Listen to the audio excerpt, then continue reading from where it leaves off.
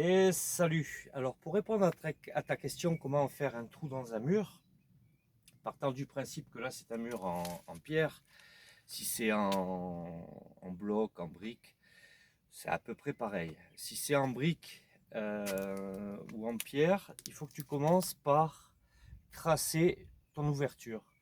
Donc tu mesures à peu près, c'est la maçonnerie c'est pas un demi-centimètre près, hein. Donc tu vas tracer, par exemple, où tu veux ton ouverture, tu vas tracer ici et ici. Imagine que là c'est fermé, il n'y a pas de fenêtre, hein. J'ai pris cet endroit exprès pour que tu puisses voir le final. Donc tu pourrais commencer à casser, à faire un trou, mais c'est un mur porteur dans ton cas. C'est relativement dangereux, tu risques que ça s'effondre ou d'avoir un coup de sabre. Donc franchement, si tu n'as pas d'expérience, vas-y mollo. Alors tu commences. Par exemple, ici, tu te dis c'est la limite. Donc, par exemple, tu vas faire un poteau en 30. Hein, parce que tu vas commencer par faire un poteau ici qui va aller sous ta poutre. Tu vas donc avoir une poutre béton ou un IPN, peu importe. Là, comme ça. Et tu vas repartir avec un poteau comme ça. Et un autre ici. Donc, tu commences à ouvrir doucement, tu commences à péter ici les pierres et tu remontes. Donc s'il te faut, si ta limite elle est ici, tu vas ouvrir plus 30. En sachant que tu as des pierres, des fois ça va ouvrir beaucoup plus. Il faut être prudent. Si c'est de la brique ou du bloc béton, tu traces, tu prends une disqueuse.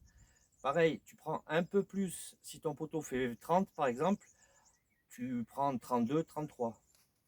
Bon, une fois que c'est fait, que tu as ouvert jusqu'à ta hauteur, la hauteur où tu vas voir ton, par exemple, partant de l'IPN, tu me parlais d'un IPN, ton IPN va être posé là.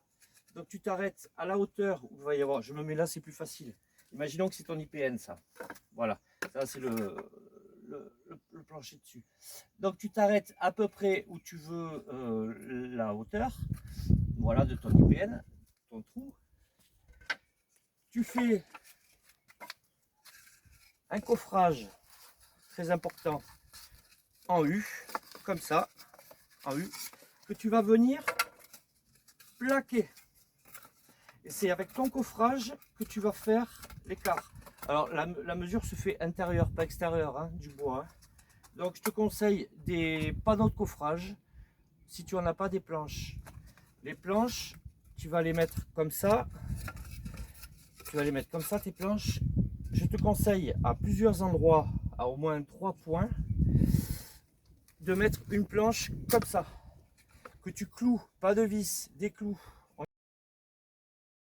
Imagine, c'est ton ouverture. Tu vois juste un trou comme ça. Tu vois une image, imagine c'est ton. Donc tu mets, voilà, tu le mets à la hauteur où il y aura donc ton, partant du principe c'est une EPN, hein, d'accord. Vachement important, ton coffrage, le poids du béton c'est énorme. Souvent les gens ils coffrent comme ça, ils font le coffrage et ils étayent comme ça en haut, mais ils oublient qu'en bas ça s'ouvre. Tu vas voir quand ça tombe, c'est impressionnant, hein. Donc en bas, tu mets par exemple une cale en bois, tu perces, tu fixes, ça peut pas partir. Franchement, le coffrage, prends le temps, mais fais-le super bien, c'est important. J'ai oublié de te dire, mais bon, ça paraît logique, tu vas mettre un ferraillage, hein. Donc l'effort, en fait, il est dans ce sens, c'est un effort de compression. Tu n'auras pas d'effort à la fin, c'est négligeable. Donc c'est pas la peine d'aller faire une usine à gaz dessous. Tu fais plusieurs trous, tu mets ton poteau ferraille, voilà, qui est une distance entre le coffrage et l'autre côté, c'est pas très grave, mais entre le coffrage et le poteau, il faut au moins que tu aies 2-3 cm, hein. Je te dis pas que ce sont les normes, mais voilà. Voilà. Donc tu auras donc ton ferraillage là, ton coffrage, tu viens, tu fermes, ici, comme ça.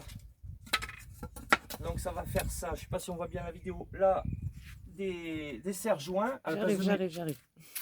Merci. À la place de mes mains, des serre-joints, comme ça. Tu vas... Donc je recommence. C'est vraiment de la maquette, hein, pour que tu comprennes le principe. Donc imagine-toi que là c'est plat, hein, il y a un mur, hein, tu as juste un petit espace. Hein. Tu pourrais tout ouvrir mais c'est chaud. Donc tu vas couler jusqu'à la hauteur. Imaginons que la hauteur finale ça soit là, où tu vas poser ton IPN. Tu coules. Une fois que c'est coulé, tu attends plusieurs jours. Tu décoffres. Donc tu vas voir ton béton. Tu fais la même de l'autre côté, côté droit. Donc côté droit, tu fais une ouverture. Donc imagine là, tu auras ton poteau béton. Là, tu vas voir le jour de ton coffrage. Là, tu as encore ton mur. Et là, tu refais une saignée. Donc tu refais la même. Tu perces, tu mets ton ferrage. Ouais, le ferraillage, pareil. Je sais qu'en France, vous avez tendance à aller dans les trucs style bricot, dépôt et autres. Faut pas déconner, c'est important, c'est un mur porteur. C'est pas du ferraillage pour clôture qu'il faut mettre, hein, ouais, hein, au moins du 10, hein, faut pas déconner. C'est un toit au-dessus de ta tête et tes gamins, je crois que tu as 2 gamins, tu m'as dit.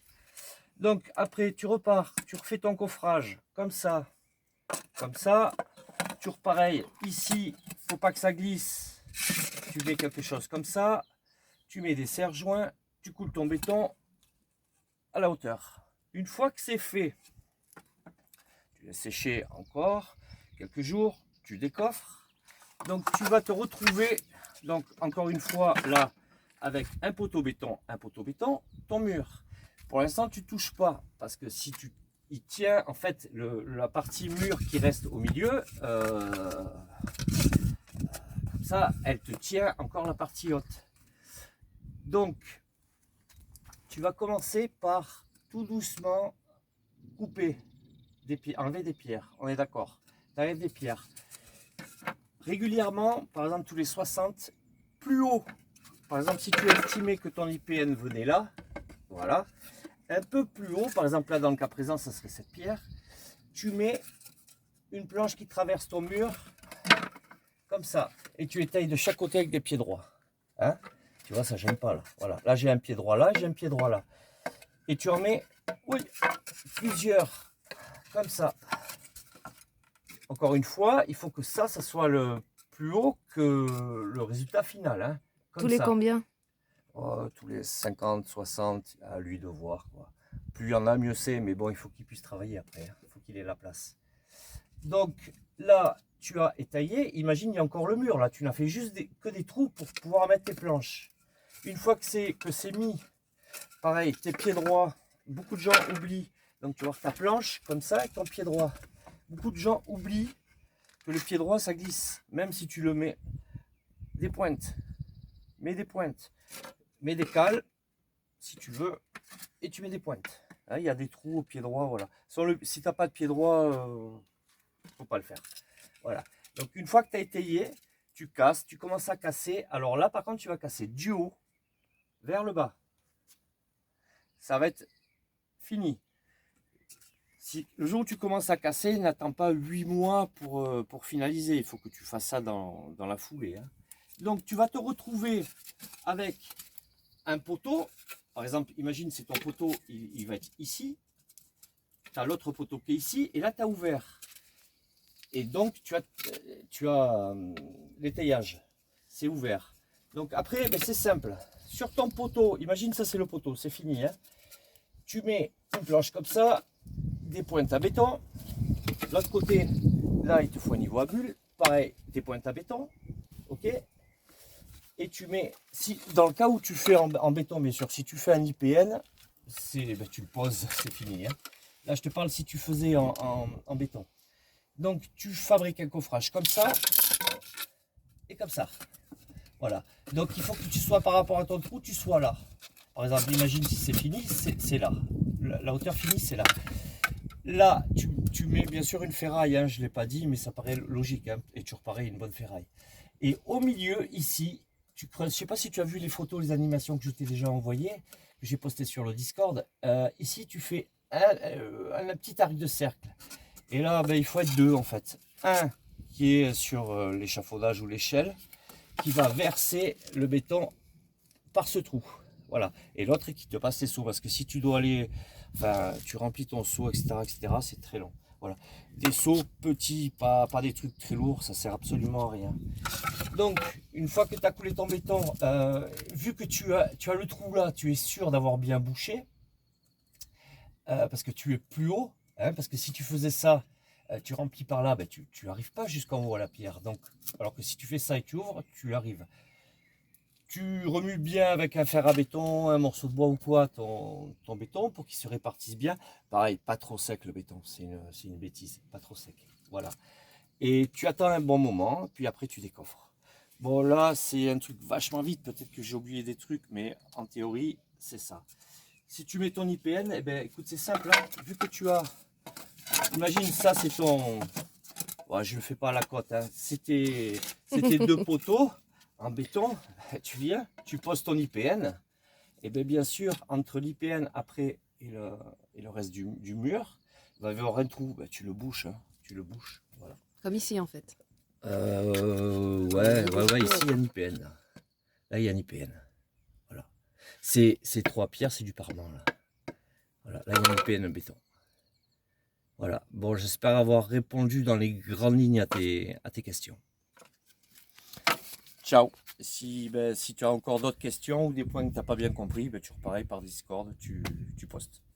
Léo.